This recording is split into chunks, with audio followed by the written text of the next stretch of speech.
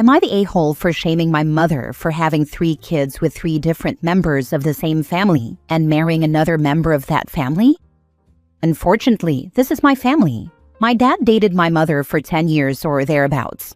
They had me when they were 25, and they broke up when I was 6 because my mom was having an affair with my grandfather, Dad's father.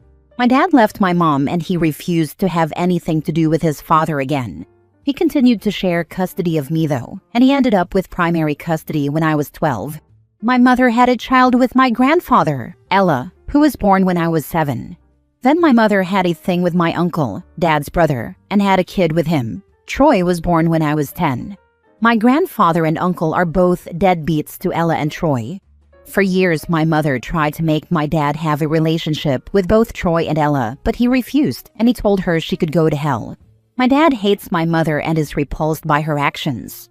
They fought over it a few times when my mother said it was unfair to make me miss out on a happy family.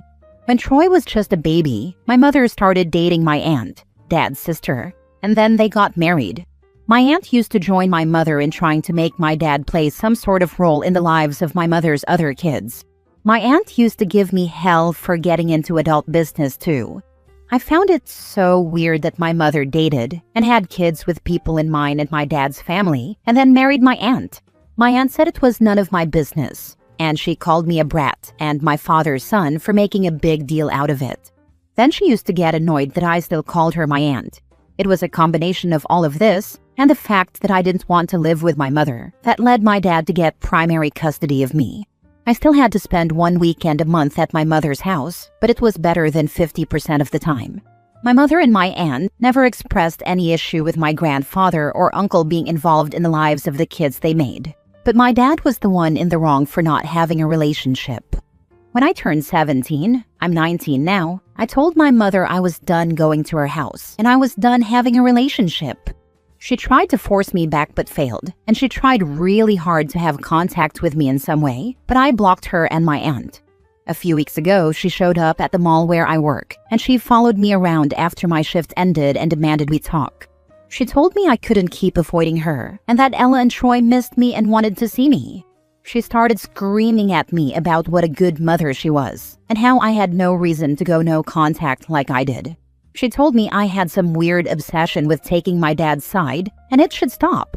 I told her she didn't give a single damn about me when she cheated on my dad with my grandfather and made a baby, or when she made another baby with my uncle.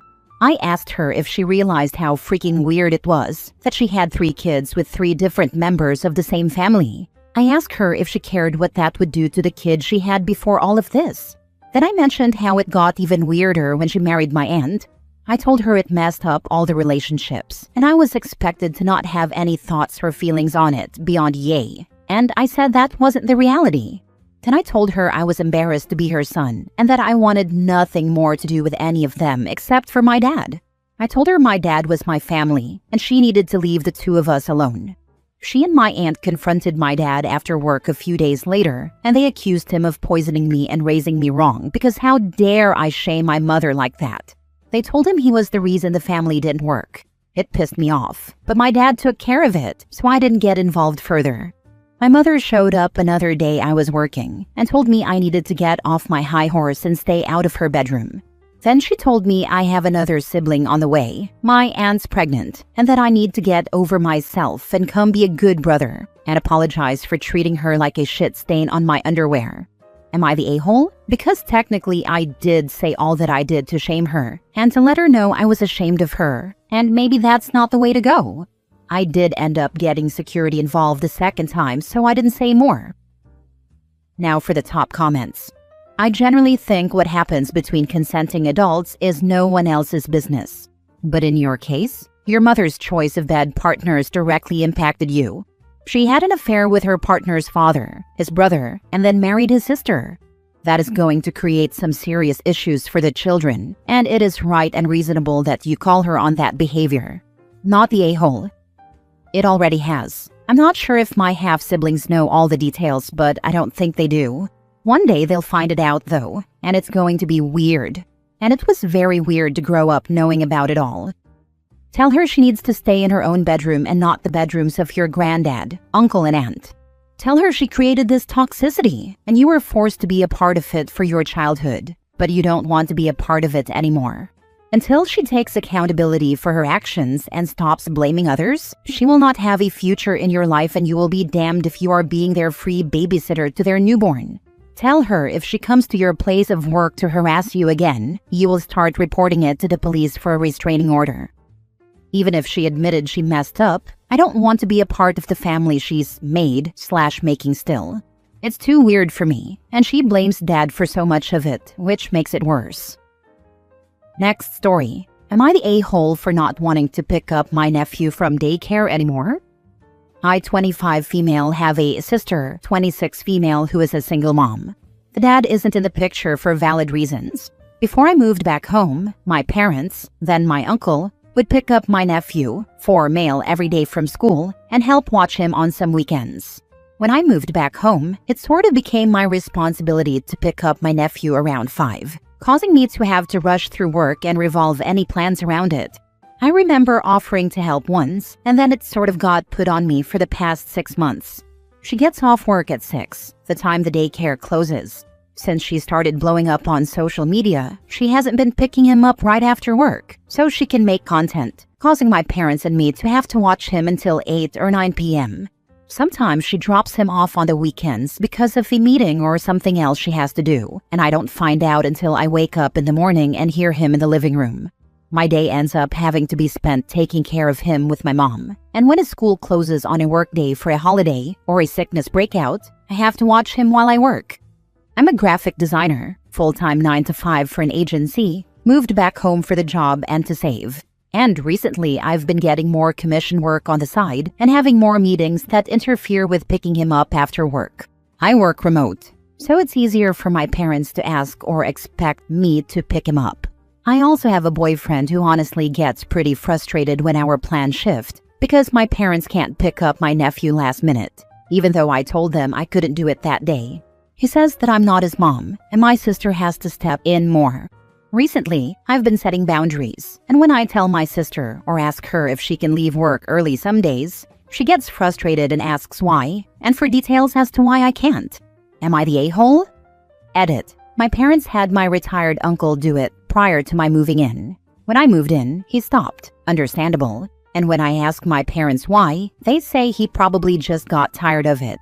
My sister also gets annoyed if his homework isn't done by the time she gets home. My boyfriend already set boundaries about my nephew when we move in together, even though he loves him. He said we will not be bringing him over every day after school, and he doesn't want me picking him up just to wait for my parents to get home all the time. My mom wants us to live close to be closer to them, but she also still wants me to pick him up some days. Not the a-hole. Stop giving her details when she asks. Say you can't. Full stop. Don't jade. Justify your answer, argue about your answer, defend your answer, or explain your answer. Tell her you'll no longer be picking up the nephew and get out of that house as soon as possible. Even your parents are dumping the responsibility on you. Looks like this is more between OP and their parents. We do this over and over and over and over and over and over and over. Nobody owes anybody child care services. If, however, this is a condition of moving back in with your parents, that is a completely different story. Thank you. Yes, I moved back in for a job in the area. Even though it's remote, they only support in certain states, and to save for a home with my boyfriend. They also work full-time, as do I, and I help out a lot around the house, and it's been a great co-living situation. Everything is fine, but this specific thing. So, this is a condition of moving back in with your parents? Technically, lol, I'm very easygoing and grounded as a person, so they know I'd do it. But it's been months and they stopped helping less and less, and as I'm growing my circle and footing in the city I live, it's been harder for me to balance it all. It wasn't a condition of me moving in. I didn't even know about how it went before I moved in. It was sort of dropped on me. My sister said she feels guilty about it. I honestly don't know how to go about it, but it is kind of a hot topic in my relationship. My boyfriend said when we move in together, I need to stop. Not in a mean way, only do it occasionally, and I hate canceling a meeting or rescheduling for it. Next story. Am I the a-hole for asking my newly married son and daughter-in-law to alternate Christmas Day visits between our house and the in-laws' house? My son got married this past fall, and my wife and I are thrilled for him and his wife, daughter-in-law. They are wonderful, and we are genuinely supportive of them creating their own life and traditions. I am also very much in the camp of believing that once you get married, your wife becomes your primary family, and the parents are immediately relegated to second tier.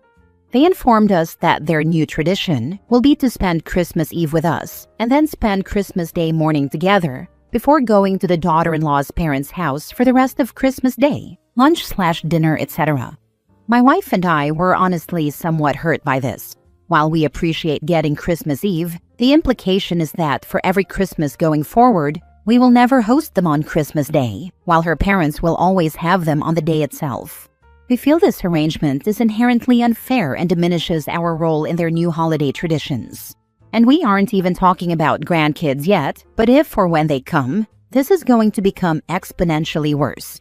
We know it's not practical for them to visit two houses on Christmas Day, but we want to gently push back and propose an alternating schedule. Proposal: Year 1, Christmas Eve with us, and Christmas Day with daughter-in-law's family.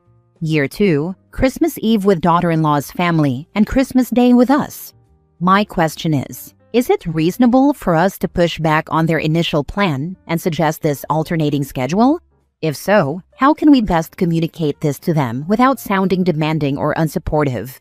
We want to maintain a good relationship, but we also feel it's important to establish a fair balance now before the tradition is set in stone.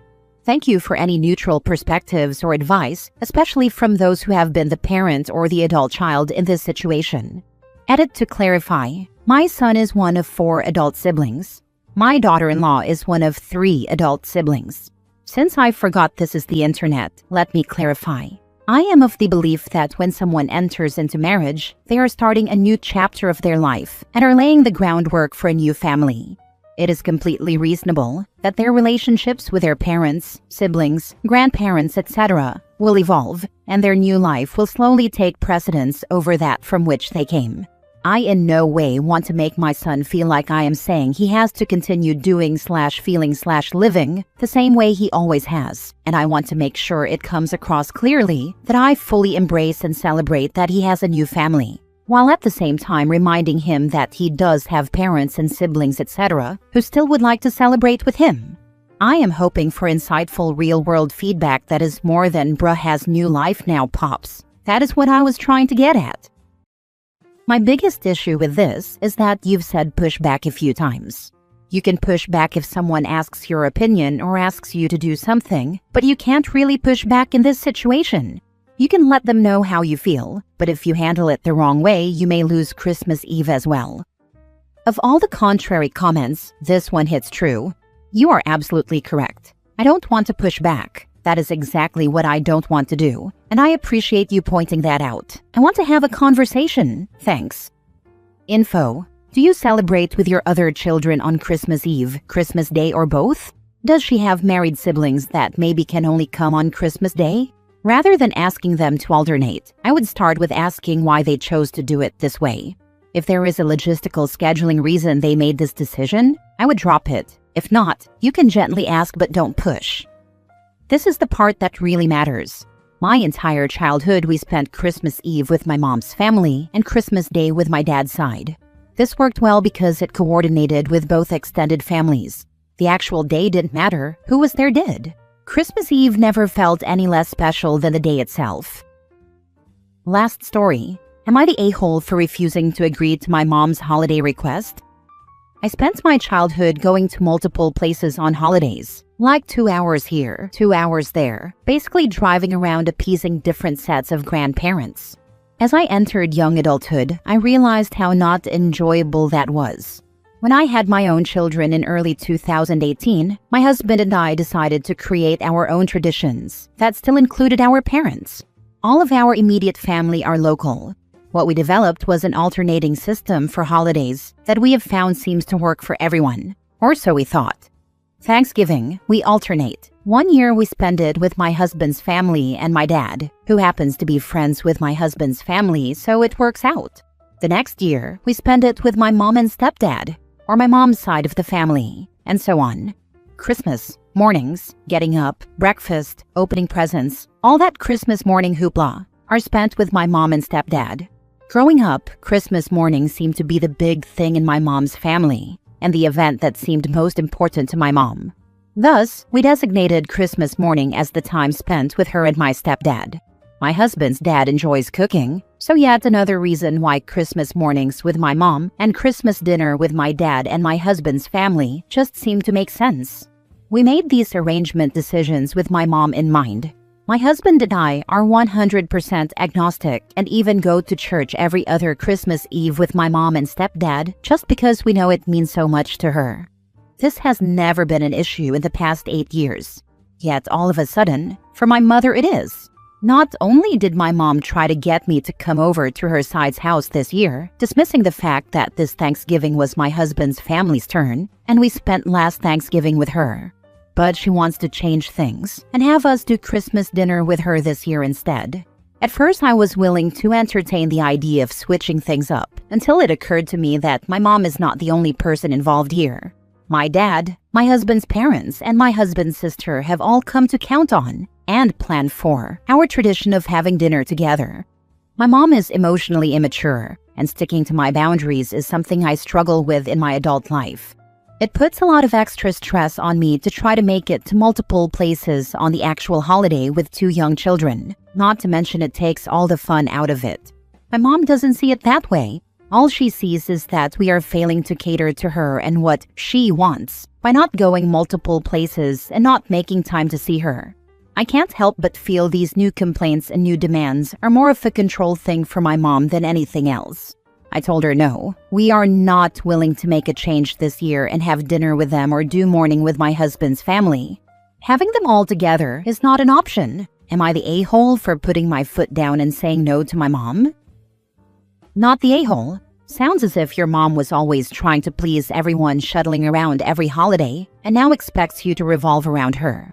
In my opinion, alternating holidays is a much better and less stressful way to do it. If your mom is getting upset or trying to emotionally blackmail you, stand your ground. You can't control her feelings, but you can focus on making holidays an enjoyable time for your family. This is how I see it too. When she insinuates that we should do what she did, just because she did it, what I really want to do is ask her how enjoyable that was for her. And why would she want the same lack of enjoyment for her own child, knowing how it was for her? But I know she won't rationalize in that manner. Thanks very much. I appreciate your feedback. Girl, continue doing what you have been doing. Your mom is an emotional vampire. Set firm, uncrossable boundaries with her. Boundaries are healthy and protect you and provide stability. I wish I could upvote this comment 1,000 times because my husband, who is very reasonable and pragmatic, refers to her as an emotional vampire as well. You hit the nail on the head.